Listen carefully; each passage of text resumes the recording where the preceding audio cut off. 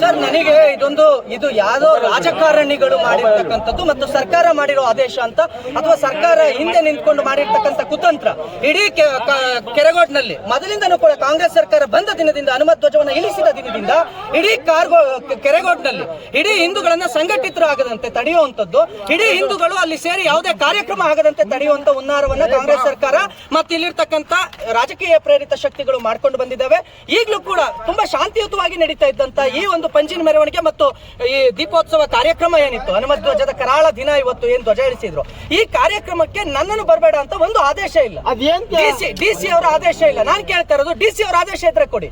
ಜಿಲ್ಲಾಧಿಕಾರಿಗಳಿಗೆ ನನ್ನನ್ನ ಜಿಲ್ಲೆಗೆ ಬರದಂತೆ ತಡೆಯುವ ಅಧಿಕಾರ ಇದೆ, ಅಥವಾ SP ಗಿದೆ, SP ಅವರ ಆದೇಶ ಇದ್ರೆ ಕೊಡಿ. ಯಾವುದು ಇಲ್ಲದೆ ಓರಲ್ ಆಗಿ ನೀವು ಬರಬೇಡಿ ಅಂತ ಹೇಳೋದು ಇದು ಒಬ್ಬ ಇಲಾಖೆ ಅಧಿಕಾರಿ ಹೇಳುವಂತ ಮಾತಲ್ಲ, ಅಥವಾ ಯಾವುದೋ ಸರ್ಕಾರ ನನ್ನನ್ನು ನಿರ್ಬಂಧ ಮಾಡ್ಲಿಕ್ಕೆ ಆಗಲ್ಲ. ಕಾನೂನು ಮತ್ತು ಸಂವಿಧಾನ ಎಲ್ಲಿದೆ? ಈಗ ಸಂವಿಧಾನವನ್ನ ಮತ್ತು ನನ್ನ ಮೂಲಭೂತ ಹಕ್ಕನ್ನ ಕಿತ್ಕೊಂಡು ನನ್ನನ್ನು ಬರಬೇಡಿ ಅಂತ ಹೇಳಿ ಓರಲ್ ಆಗಿ ಒಬ್ರು ಪೊಲೀಸ್ ಅಧಿಕಾರಿ ಬಂದು ನಿಂತ್ಕೊಂಡು ಓರಲ್ ಆಗಿ ನೀವು ಬರಬೇಡಿ ಅಂತ ಹೇಳೋದು ಇದು ರೌಡಿಸಂ ಸರ್ಕಾರವಾ? ಅವ್ರು ಹೇಳ್ತಾ ಇದ್ದಿದ್ದು ಹಾಗೆ ಇತ್ತು ರೀ. ಅವ್ರು ಹೇಳ್ತಾ ಇದ್ದಿದ್ದು ಹೆಂಗಿತ್ತು ಅಂದ್ರೆ, ನೀವು ಬರಬೇಡಿ, ನಿಮ್ಮನ್ನು ಬರಕ್ ಬಿಡಲ್ಲ ಸರ್, ಆದೇಶ ಕೊಡಿ. ಅದ್ ನನ್ನ ಹತ್ರ ಇಲ್ಲ, ನಾನು ಓವರಾಲ್ ಆಗಿ ಹೇಳ್ತೀನಿ, ಅದೇ ಆದೇಶ. ಇದೇನು ತುಗ್ಲಕ್ ಸರ್ಕಾರದಲ್ಲಿ ನಡೀತಾ ಇರ್ತಕ್ಕಂಥ ರೌಡಿಸಮ್. ಈ ಪೊಲೀಸ್ನವರೇ ಒಂದು ರೀತಿ ನಮ್ಮ ಮೇಲೆ ರೌಡಿಸಮ್ ಮಾಡೋ ರೀತಿಯಲ್ಲಿ ಆಗೋಗಿದ್ದಾರೆ.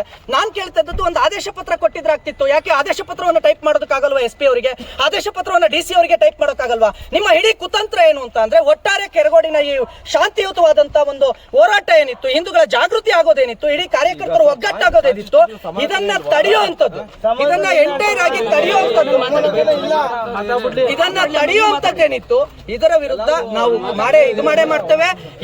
ನಾನು ಈಗ ಯಾಕೆ ಹಿಂದೆ ಸರಿದಿದ್ದೇನೆ ಅಂತ ಅಂದ್ರೆ, ಇಡೀ ಕಾರ್ಯಕರ್ತರು ಭಾವೋದ್ವೇಗಕ್ಕೆ ಒಳಗಾಗ್ತಾರೆ, ಮತ್ತೆ ಅವರನ್ನು ಅರೆಸ್ಟ್ ಮಾಡೋದು, ಕೇಸುಗಳನ್ನು ಹಾಕುವಂಥದ್ದು. ಈ ಸರ್ಕಾರದ ಅಡಿಯಲ್ಲಿ ನನ್ನ ಕಾರ್ಯಕರ್ತರು, ನಮ್ಮ ಹಿಂದೂ ಕಾರ್ಯಕರ್ತರು ಮತ್ತೆ ಕೇಸ್ ಹಾಕೊಂಡು ಈ ಸರ್ಕಾರದಲ್ಲಿ ಮತ್ತೆ ಬಂಧನವಾಗಬಾರದು ಅನ್ನೋ ಕಾರಣಕ್ಕೆ ಮತ್ತು ಈ ಇಡೀ ಕಾರ್ಯಕ್ರಮ ಶಾಂತಿಯುತವಾಗಿ ನಡೀಲಿ ಅಂತ ಆಯೋಜಕರು ನೀವು ಬನ್ನಿ ಅಂತಾನೆ ಅಂದ್ರು. ಆದ್ರೆ ಬೇಡ, ಆಯೋಜಕರಿಗೂ ಆಸೆ ಇದೆ. ಆದ್ರೆ ನಾನು ಹೇಳ್ತಾ ಇರೋದು, ಕಾರ್ಯಕ್ರಮ ಶಾಂತಿಯುತವಾಗಿ ನಡೀಲಿ, ಕಾರ್ಯಕ್ರಮ ಯಶಸ್ಸಾಗ್ಲಿ ಅಂತ ಹೇಳಿ ನಾವು ಇರ್ಲಿ. ಅವ್ರೀಗ ಈ ಕುತಂತ್ರವನ್ನ ಮಾಡಿರೋದ್ರಿಂದ ಇದೇ ಕೆರಗೋಡಿಗೆ ಮುಂದಿನ ಕಾರ್ಯಕ್ರಮದಲ್ಲಿ ಬಂದೇ ಬರ್ತೇವೆ, ನಿಂತೇವೆ. ಕಾರ್ಯಕ್ರಮ ನನ್ನಿಂದಾಗಿ ನಿಲ್ಲೋದು ಬೇಡ. ಪುನೀತ್ ಕೆರೆಹಳ್ಳಿಯನ್ನ ತಡೆಯೋದ್ರಿಂದ ಕಾರ್ಯಕ್ರಮ ನಿಲ್ಲೋದಿಲ್ಲ. ಪುನೀತ್ ಕೆರೆಹಳ್ಳಿ ಇಡೀ ಹಿಂದೂ ಸಮಾಜದಲ್ಲಿ ಒಂದು ಸಣ್ಣ ವ್ಯಕ್ತಿ ಅಷ್ಟೇ, ಒಂದು ಇಡೀ ಹಿಂದೂ ಸಮಾಜದ ಕಾರ್ಯಕರ್ತರಲ್ಲಿ ಪುನೀತ್ ಕೆರೆಹಳ್ಳಿ ಒಬ್ಬ ತೃಣಕ್ಕೆ ಸಮಾನ ಅಷ್ಟೇ. ಕಾರ್ಯಕ್ರಮ ಅದ್ದೂರಿಯಾಗಿ ನಡೆಯುತ್ತೆ. ಆ ಕಾರ್ಯಕ್ರಮವನ್ನು ತಡೆಯೋದಕ್ಕೆ ಯಾರಿಂದನೂ ಸಾಧ್ಯ ಇಲ್ಲ.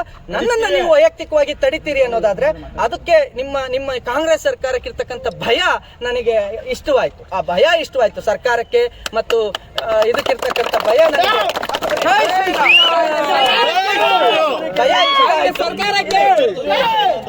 ಸರ್, ಈ ಉದ್ದೇಶ ಇಷ್ಟೇ. ಮಂಡ್ಯ ಜಿಲ್ಲೆಯಲ್ಲಿ ಹಿಂದುತ್ವ ಭದ್ರ ಬುನಾದಿ ಆಗಬಾರ್ದು, ಮಂಡ್ಯ ಜಿಲ್ಲೆಯಲ್ಲಿ ಹಿಂದೂಗಳು ಸಂಘಟಿತರಾಗಬಾರ್ದು, ಯಾವುದೇ ಕಾರಣಕ್ಕೂ ಹಿಂದೂ ಕಾರ್ಯಕರ್ತರು ಒಂದಾಗಬಾರದು, ಕಾರ್ಯಕ್ರಮ ಯಶಸ್ವಿ ಆಗಬಾರದು. ಕೆರಗೋಡ್ನಲ್ಲಿ ತುಂಬಾ ಹನುಮ ಧ್ವಜ ಸಮಿತಿಯ ಎಲ್ಲ ಕಾರ್ಯಕರ್ತರು, ಹಿಂದೂ ಜಾಗರಣ ವೇದಿಕೆ ಎಲ್ಲ ಕಾರ್ಯಕರ್ತರು, ಸಂಘ ಪರಿವಾರದ ಕಾರ್ಯಕರ್ತರು, ಇಡೀ ಹನುಮ ಧ್ವಜ ಸಮಿತಿಯ ಕಾರ್ಯಕರ್ತರು ಬಹಳ ಉತ್ಸಾಹದಿಂದ ಇವತ್ತೊಂದು ಕಾರ್ಯಕ್ರಮ ಮಾಡಕ್ ಹೋಗ್ತಿರಲ್ಲ, ನಾವು ತಡಿತೀವಿ ಅಂತ, ನಾವು ಅದನ್ನ ನಿಲ್ಲಿಸ್ತೀವಿ ಆ ಕಾರ್ಯಕ್ರಮವನ್ನ ಅಂತ, ನಿಮ್ಮ ಕಾರ್ಯಕ್ರಮವನ್ನ ಹತ್ತಿಕ್ತೇವೆ ಅಂತ ರೌಡಿ ಶೀಟರ್ಗಳು ಮಾಡಿದ್ರಿ. ಇಡೀ ಹನುಮ ಧ್ವಜ ಸಮಿತಿಯ ಕಾರ್ಯಕರ್ತರ ಮೇಲೆ ರೌಡಿ ಶೀಟರ್ ಮಾಡಿದ್ರಿ, ಅವರನ್ನ ಜೈಲಿಗೆ ಹಾಕಿದ್ರಿ, ಲಾಠಿ ಹೇಟನ್ನ ಕೊಟ್ರಿ. ಆ ಲಾಠಿ ಹೇಟ್ಗಳು ಇನ್ನೂ ಮಾಸಿಲ್ಲ, ಅನೇಕರಿಗೆ ಇನ್ನೂ ಮಾಸಿಲ್ಲ. ಆದ್ರೂ ಕೂಡ ಎದೆ ತಟ್ಟಿ ನಾವು ಕಾರ್ಯಕ್ರಮವನ್ನು ಮಾಡ್ತೀವಿ ಅಂತ ಬಂದು ಹಿಂದೂ ಕಾರ್ಯಕರ್ತರು ನಿಂತಿದ್ದಾರಲ್ಲ, ಆ ಕಾರ್ಯಕ್ರಮವನ್ನು ತಡೆಯುವ ಶಕ್ತಿ ಮತ್ತು ದುಷ್ಟ ಶಕ್ತಿಗಳನ್ನ ಮಾಡಿಕೊಂಡು ಇವತ್ತು ಕಾರ್ಯಕ್ರಮ ತಡೆಯುವಂತ ಹುನ್ನಾರವನ್ನು ಮಾಡಿದ್ದಾರೆ. ಆದ್ರೆ ಅದು ಸಾಧ್ಯ ಇಲ್ಲ. ಕಾರ್ಯಕ್ರಮ ಯಶಸ್ವಿ ಆಗುತ್ತೆ.